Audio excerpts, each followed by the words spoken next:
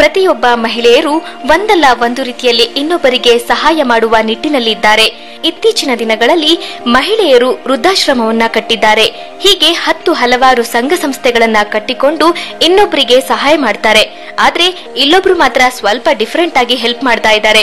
ಇವರು ಹಳ್ಳಿಗೆ ಹೋಗಿ ರೈತರಿಗೆ ಯಾವೆಲ್ಲ ಗಿಡಗಳನ್ನ ಬೆಳೆಯಬೇಕು, ಅದು ಹೇಗೆಲ್ಲ ಬೆಳೆಯಬೇಕು ಅಂತ ಮಾಹಿತಿಯನ್ನ ಕೊಡ್ತಾ ಇದ್ದಾರೆ. ಈ ಗಿಡ ಯಾವುದು, ಏನು, ಹೇಗೆಲ್ಲ ಅಂತ ನೀವು ಸಹ ನೋಡಿ. ಎಲ್ಲ ಸಿರಿ ವೀಕ್ಷಕರಿಗೂ ನಮಸ್ಕಾರ. ಈ ದಿನ ನಾನು ಕೃಷಿ ವಿಚಾರವನ್ನ ಮಾತಾಡೋದಕ್ಕೆ ಇಷ್ಟಪಡ್ತಾ ಇದ್ದೀನಿ. ಒಂದರಲ್ಲಿ ನಾವೆಲ್ಲರೂ ಬೇಸಾಯದ ಒಂದು ಅಡಿಪಾಯದಿಂದನೇ ಬಂದಿರ್ತೀವಿ. ಅದ್ರಲ್ಲೂ ನನಗಂತೂ ನಾನು ಬೇಸಾಯದ ಮನೆತನದವಳೆ. ಚಿಕ್ಕವರಿರುವಾಗ ಅಥವಾ ಬೆಳೆಯುವಾಗ ಅದ್ರ ಬಗ್ಗೆ ನಮಗೆ ಗಮನ ಅಷ್ಟು ಇರೋದಿಲ್ಲ. ನನಗಂತೂ ಬೇಸಾಯದ ಬಗ್ಗೆ ಯಾವ ಒಲವು ಕೂಡ ಇರಲಿಲ್ಲ. ಆವಾಗ ನಮಗಿರುತ್ತೆ ಓದೋದಾಯ್ತು ಅಥವಾ ಬೇರೆ ಆಕ್ಟಿವಿಟೀಸ್. ಉದಾಹರಣೆಗೆ ನಾನು ಡಾನ್ಸರ್ ಆಗಿರೋದ್ರಿಂದ ಚಿಕ್ಕಂದಿನಿಂದ ನನಗೆ ಬರೀ ಭರತನಾಟ್ಯದ ಮೇಲೆ ಒಲವಿತ್ತು. ಹೀಗಾಗಿ ನಾವು ಕಳೆದ 17 ವರ್ಷ ಅಮೆರಿಕಾದಲ್ಲಿ ನೆಲೆಸಿದ್ವಿ. ವಾಪಸ್ ಬಂದ ನಂತರ ನನಗೆ ಮತ್ತೆ ಬೇಸಾಯದ ಒಂದು ಬೇರು ಸಿಕ್ಕಿದ್ದು ನಮ್ಮ ಮನೆಯವರಿಂದ ಅಂತ ಹೇಳಬೇಕು. ಹಳ್ಳಿ ವಾತಾವರಣ ಗೊತ್ತಿಲ್ದಿರೋಂಥ ನಮ್ಮ ಮನೆಯವರು ಮೊದಲನೇ ಸಲ ಹಳ್ಳಿಗೆ ಬಂದ ತಕ್ಷಣ ಅದರಲ್ಲಿ ಒಲವನ್ನ ಹುಟ್ಟಿಸ್ಕೊಂಡ್ರು. ಅದರಲ್ಲೂ ಕೂಡ ಹೇಗೆ ಶುರುವಾಯ್ತು ಅಂತಂದ್ರೆ ರೈತರು ಹೇಗೆ ಜೀವನ ಕಳೀತಾರೆ. ನಾನು ಬೇಸಾಯದ ಮನೆತನದವಳು ಆದ್ರೂ ಕೂಡ ವರ್ಷಕ್ಕೆ ರೈತರ ಆದಾಯ ಕೇವಲ 70-80 ಸಾವಿರ ಅನ್ನೋದು ನನಗೆ ಗೊತ್ತಿರಲಿಲ್ಲ. ಅದ್ರ ಕಡೆ ಯಾವತ್ತೂ ಗಮನ ಹೋಗಿರ್ಲಿಲ್ಲ. ನಮ್ಮ ಮನೆಯವರಿಂದ ನನಗೆ ಗೊತ್ತಾದಂತ ವಿಚಾರ, ರೈತರು ಕೇವಲ ವರ್ಷಕ್ಕೆ 60, 70, 80 ಸಾವಿರ ಹೀಗೆ ತಗೊಂಡು ಜೀವನ ನಡೆಸ್ತಾರೆ ಅನ್ನೋ ಒಂದು ಸತ್ಯ ನನಗೆ ಗೊತ್ತಾಯ್ತು. 2 ವರ್ಷಗಳ ಹಿಂದೆ ನಾವು ವಾಪಸ್ ಬಂದ್ವಿ. ಬಂದ ತಕ್ಷಣ ಇಬ್ರು ಸೇರಿ ಸುಮಾರು ಒಂದು 100-120 ಹಳ್ಳಿಗಳನ್ನ ಸರ್ವೆ ಮಾಡಿ ಅವರ ಕಷ್ಟಗಳೇನು, ಅವರ ಆದಾಯ ಏನು, ಅವ್ರು ಹೇಗೆ ಜೀವನ ನಡೆಸ್ತಾರೆ ಇದೆಲ್ಲವನ್ನು ತಿಳ್ಕೊಂಡ ನಂತರ ಶ್ರೀನಿಧಿಯವರು ನಮ್ಮ ಮನೆಯವರು ಅವರಿಂದ ನನಗೆ ಸ್ಫೂರ್ತಿ ಬಂತು. ಹಳ್ಳಿಗಳ ನಮ್ಮ ರೈತರ ಜೊತೆ ಒಡನಾಟ, ಅವರ ಕಷ್ಟ ನಷ್ಟಗಳ ಜೊತೆಗೆ ಭಾಗಿಯಾಗುವಂತ ಒಂದು ಸೌಭಾಗ್ಯ ನನಗೆ ನಮ್ಮ ಮನೆಯವರಿಂದ ಪರಿಚಯ ಆಯ್ತು ಅಂತ ಹೇಳ್ಬೋದು. ಚೈನಾ ಇಲ್ಲೆಲ್ಲ ರೈತರು ಹೇಗೆ ಅಷ್ಟೊಂದು ಅಭಿವೃದ್ಧಿಗೊಂಡಿದ್ದಾರೆ, ಅಷ್ಟೊಂದು ಲಕ್ಸುರಿಯಸ್ ಆಗಿ ಕಾರಲ್ಲಿ ಬರ್ತಾನೆ, ಒಂದು ಕಾರಲ್ಲಿ ಹೋಗ್ತಾನೆ. ರೈತ ಒಬ್ಬನೇ 100 ಎಕರೆಗಳನ್ನ ಮೇಂಟೈನ್ ಮಾಡ್ತಾನೆ. ಅಷ್ಟು ಲಕ್ಸುರಿಯಸ್ ಆಗಿ ಯಾರು ದುಡಿದಿರೋಷ್ಟು ದುಡ್ಕೊಂಡು ಚೆನ್ನಾಗಿರ್ತಾನೆ. ನಮ್ಮ ದೇಶದಲ್ಲಿ ಅದು ಟೋಟಲಿ ಆಪೋಸಿಟ್ ಅಂತ ಹೇಳ್ಬಹುದು. ರೈತರ ಎಲ್ಲರಿಗಿಂತ ಬಡ ರೈತ, ರೈತನಿಗೆ ಹೆಸರೇ ಬಡ ರೈತ ಅಂತ ಬಂದ್ಬಿಟ್ಟಿದೆ.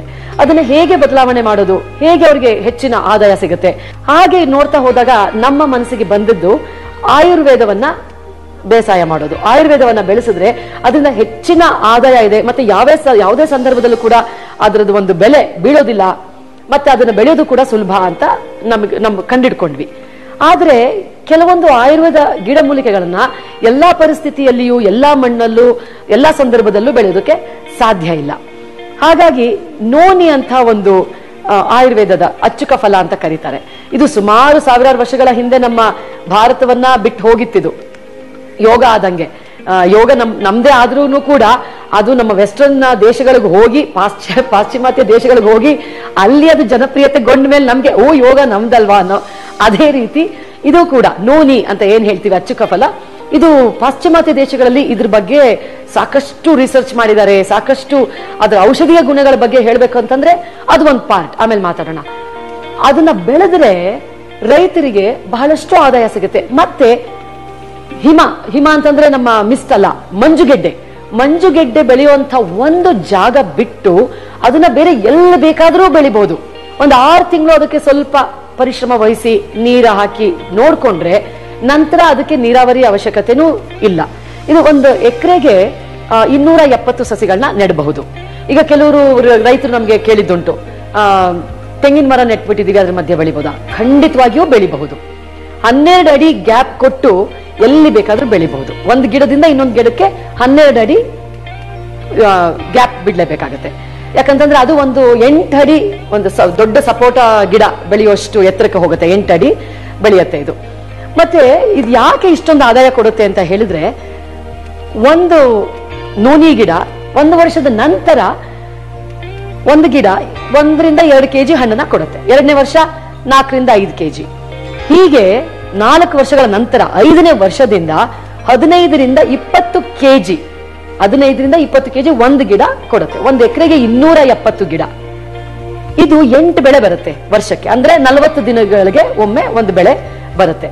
ಸೊ ಈಗ ನೀವೇ ಲೆಕ್ಕ ಹಾಕೊಳ್ಳಿ, 4 ವರ್ಷಗಳ ನಂತರ 5ನೇ ವರ್ಷದಿಂದ ಒಂದು ಗಿಡ 12-15 kg ಅಂತ ಹಾಕೊಂಡ್ರು ಸಹ 10 ರೂಪಾಯಿ ಕೆಜಿ ಹಂಗೆ ಹಾಕೊಂಡ್ರು ಸಹ 8 ಬೆಳೆ ಲೆಕ್ಕ ಹಾಕೊಳ್ಳಿ.